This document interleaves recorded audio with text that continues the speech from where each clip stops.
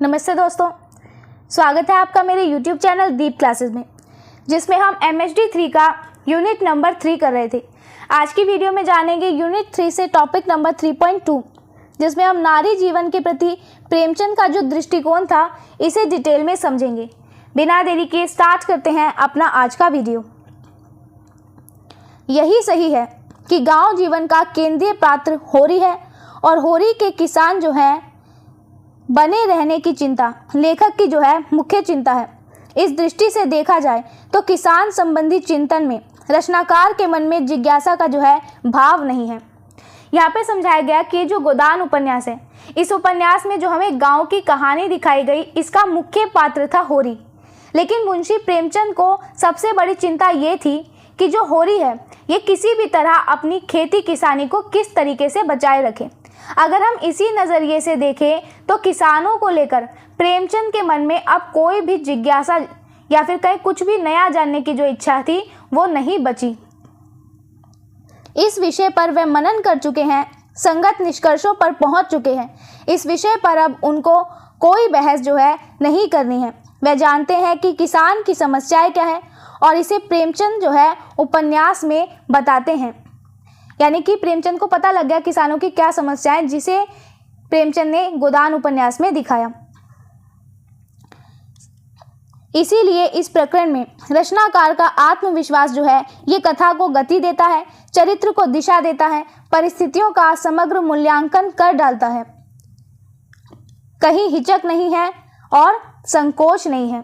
तो ये जो वजह थी कि प्रेमचंद किसानों की समस्याओं को समझते थे, इसी वजह से इस उपन्यास में प्रेमचंद को ये भरोसा था कि इसकी कहानी को तेज गति से किस तरीके से दिखाया जा सके। यहाँ पर प्रेमचंद सभी परिस्थितियों का पूरी तरीके से जो है मूल्यांकन कर लेते हैं और किसानों की बात लिखते हुए प्रेमचंद उनके मन में कोई भी हिचक या संकोच जो है वो बिल्कुल भी नहीं दिखाते। यह भाव नहीं है कि सत्य का कोई दूसरा रूप भी हो सकता है, इसकी कहीं कोई जो है संभावना नहीं है। यह सत्य वही है जो लेखक ने देखा है, जो लेखक दिखा रहा है। इसमें विवाद की जो है गुंजाइश नहीं है। यहाँ पे बताया गया कि जो प्रेमचंद थे इन्हें भरोसा था कि किसान जो है, इन किसानों का जो सच प्रेमचंद ने देखा है वो एक लौता सच है। इसकी कोई भी संभावना ही नहीं थी कि इसका कोई दूसरा रूप भी हो सकता है। और यह यानी कि प्रेमचंद इसी सच को जो है खुद गाँव में महसूस भी करते थे। इसीलिए प्रेमचंद ने किसी भी तरह के लड़ाई झगड़े की जो है कोई जगह ही यहाँ पर नहीं छोड़ी।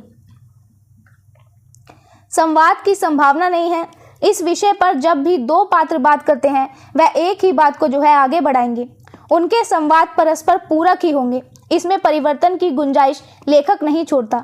यह आत्मविश्वास गंभीर चिंतन मनन के बाद आता है और इसमें जो है कोई शक नहीं है। अब यहाँ पे बताया गया कि इस बारे में अलग से बातचीत करने की ज़रूरत नहीं लगती कि इस उपन्यास की कहानी में जब भी कोई दो पात्र आते हैं और वो जिस बारे में बात करते हैं वो एक दूसरे की हाँ में हाँ मिलाते हुए क्या करेंगे, बात को आगे बढ़ाएंगे। इस उपन्यास के जो संवाद है यानी कि जो डायलॉग है वो एक दूसरे की बात को पूरा करने वाले हैं। प्रेमचंद ने इस सच में किसी भी तरह का जो है कोई बदलाव रखने का जो है मौका ही नहीं दिया। आगे देखो। परंतु प्रेमचंद जब नारी पात्रों की तरफ मुड़ते हैं तब उनमें वैसा आत्मविश्वास दिखाई नहीं देता। यहाँ ऐसा लगता है मानो इस पर लेखक को जो है नए ढंग से विचार करना है। लेखक चिंतन करता है तथा चिंतन को जो है आमंत्रित करता है। इस विषय पर अभी प्रेमचंद जो है ये किसी अंतिम निष्कर्ष पर नहीं पहुँच सके हैं। यहाँ पे बताया गया कि जैसे ही प्रेमचंद नारी पात्रों के किरदारों की तरफ आते हैं तो उनका वहाँ पर ये जो भरोसा था ये थोड़ा सा बदल जाता है। यहाँ प्रेमचंद उतने आश्वस्त दिखाई नहीं देते जितने कि किसानों की समस्याओं को लेकर है। नारी जीवन को देखकर ऐसा लगता है कि प्रेमचंद इस पर बिल्कुल नए तरीके से सोचना चाहते हैं। प्रेमचंद खुद भी सोचते हैं और हमें भी सोचने के लिए प्रेरित करते हैं। महिलाओं के अधिकारों और उनके जीवन के जो मुद्दे थे इन पर प्रेमचंद अभी किसी भी जो है निष्कर्ष पर नहीं पहुंचे हैं, बल्कि प्रेमचंद क्या कर रहे हैं, नारियों के इस जीवन को जो है अभी तलाश कर रहे हैं। इसीलिए वह एक ऐसी संभावना छोड़ते जाते हैं कि संभव है कोई कभी कोई कमी जो है वो रह जाए। अतः संदेह का भाव जो है वो बना रहता है। बहस समाप्त होते होते फिर गुंजाइश के लिए जो है जगह छूट जाती है। यानी कि प्रेमचंद जो है ये कहानी में एक खुलापन छोड़ देते हैं। वो ये था कि शायद अभी कोई बात जो है वो पूरी तरह साफ होनी बची हो। प्रेमचंद के मन में एक संदेह रह जाता है और ऐसा लगता है जैसे कि बहस जो है वो खत्म होने के बाद भी आगे सोचने के लिए थोड़ी जगह जो है हमेशा बह जाती है। मालती के शब्दों में लेखक कहता है, फिर अभी यह कौन जानता है कि स्त्रियां जिस रास्ते पर चलना चाहती है वही सत्य है। बहुत संभव है आगे चलकर हमें जो है अपनी धारणा बदलनी पड़े। अब क्या हुआ, गोदान उपन्यास में एक पात्र है जिसका नाम है मालती। इसी मालती के बहाने प्रेमचंद ने कुछ बात कही और वो ये थी कि अभी कोई नहीं कह सकता कि औरत जिस नए रास्ते को चुन रही है वह पूरी तरीके से सही है या नहीं। काफ़ी चांस है कि आने वाले समय में हमें महिलाओं को लेकर एक नई धारणा देखने को मिलेगी जो कि इस पुरानी सोच से जो है बिल्कुल अलग दिखाई दे। किसान जीवन के किसी प्रसंग में ऐसी किसी संभावना की गुंजाइश जो है वो प्रेमचंद ने नहीं छोड़ी है। प्रेमचंद ने बहुत सारे नारी चरित्र जो है वो सामने रखे हैं।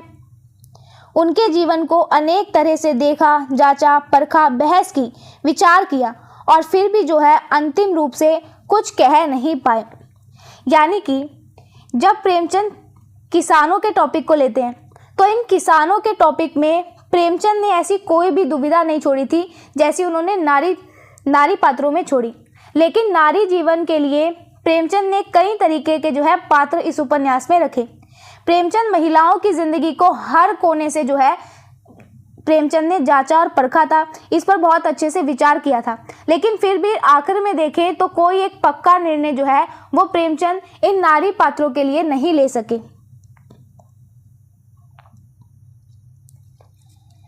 मेहता नहीं कह पाए, मालती नहीं कह पाई, गोविंद नहीं कर पाई, सरोज नहीं कह पाई, सबने तर्क दिए। तर्क देते हुए भी गुंजाइश छोड़ दी, खुलापन रह गया। अब क्या था, गोदान उपन्यास की कहानी में बहुत बड़े बड़े पढ़े लिखे पात्र भी थे जैसे कि मेहता, मालती, गोविंद और सरोज। कोई भी नारी जीवन का कोई एक अंतिम सच बता ही नहीं पाया। सबने क्या किया, अपने अपने तर्क दिए, लेकिन फिर भी आगे के बदलाव के लिए थोड़ी जगह छोड़ दी। और यही जो है इस उपन्यास की कहानी का एक खुलापन है जो कि बच्चे जो हैं, जो बच्चों हम भी सोचने पर मजबूर हैं। यानी कि ये खुलापन प्रेमचंद भी सोचते हैं और हम भी इस खुलेपन के बारे में सोचने के लिए जो है वो मजबूर हैं। एक बात और भी है, गोदान में प्रेमचंद ने किसान के रूप में होरी को मन लगाकर जो है चित्रित किया है। होरी की यदि हीरा, गिरधर, शोभा, भोला से तुलना करें तो स्पष्ट दिखाई देता है कि लेखक ने इन पात्रों के साथ जो है वो न्याय किया है। यानी कि गोदान उपन्यास में प्रेमचंद जब होरी के किरदार को लिखते हैं तो उसमें इन्होंने जो है बाकी किरदारों की तुलना में बहुत ज़्यादा मेहनत की है, जो साफ रूप से हमें इसमें दिखाई देता है। इनको पूर्णतः अभिव्यक्त होने का अवसर नहीं दिया गया है। होरी की तुलना में अन्य पुरुष पात्र जो है वो गौण पात्रों से भी कम स्थान घेरते हैं। यानी कि अगर हम और पात्रों को देखें, उन्होंने इस उपन्यास में इतनी जगह वो नहीं आए जितनी जगह होरी हमें दिखाई दिया। लेखक की दृष्टि के केंद्र में जो है वो बेलारी के आते ही होरी आ जाता है। उसी के चरित्र में शेष पात्रों की चिंताएं भी जो है वो घुल मिल जाती है। यानी कि जब हम प्रेमचंद की दृष्टि को देखें तो जैसे ही उनकी दृष्टि में बेलारी गांव आता है वैसे ही उन्हें सिर्फ होरी दिखाई देने लगता है प्रेमचंद को। होरी का ये जो पात्र था ये इतना बड़ा बन जाता है कि बाकी के बचे हुए जो पात्र थे उनके सुख दुख और परेशानियां भी प्रेमचंद ने क्या किया, होरी के आसपास ही दिखाई है। हाँ, दाता दीन, झिंगुरी सिंह, नोखे राम, पटेश्वरी के चरित्र फिर भी उभरे हुए हैं। यानी कि और पुरुष पात्रों से अगर तुलना करें तो होरी के बाद इनके चरित्र भी जो है हमें दिखाई देते हैं, परंतु ये सब जो है ये किसान पात्र नहीं है। तो जिस तरीके से होरी किसान पात्र था, ये किसान पात्र नहीं है, ये तो शोषकों की जमात है। यानी कि इस उपन्यास में जितने भी शोषक करने वाले लोग हैं तो ये उनके पात्र हैं। इनकी पहचान जरूरी है। ऐसी स्थिति स्त्री पात्रों की नहीं है। यहाँ धनिया का एक छत्र साम्राज्य नहीं है। दूसरे नारी पात्रों को भी लेखनीय संरक्षण मिला है। पुनिया, झुनिया, चूहिया, निहारी आदि सभी पात्र जो है अपना स्वतंत्र जीवन एवं चरित्रगत विशेषताएं लेकर हमारे सामने आते हैं।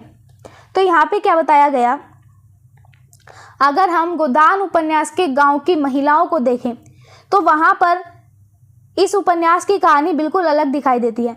पुरुषों में तो सिर्फ होरी ही छाया रहता है हर जगह, पर अगर हम स्त्री पात्रों को देखें तो इसमें अकेली धनिया का साम्राज्य नहीं था, बल्कि प्रेमचंद ने धनिया के अलावा क्या किया, गांव की जो अन्य महिलाएं थी उनको भी बराबरी का महत्व दिया था। और यही वजह थी कि इस उपन्यास में जो अन्य महिलाएं थी, पुनिया, झुनिया, चूहिया, नोहरिया, ये सब इन सभी को जो है प्रेमचंद ने बराबर स्थान दिया इस उपन्यास में। ये सभी अपना एक स्वतंत्र जीवन यानी कि अपनी आज़ाद जिंदगी जीती हैं।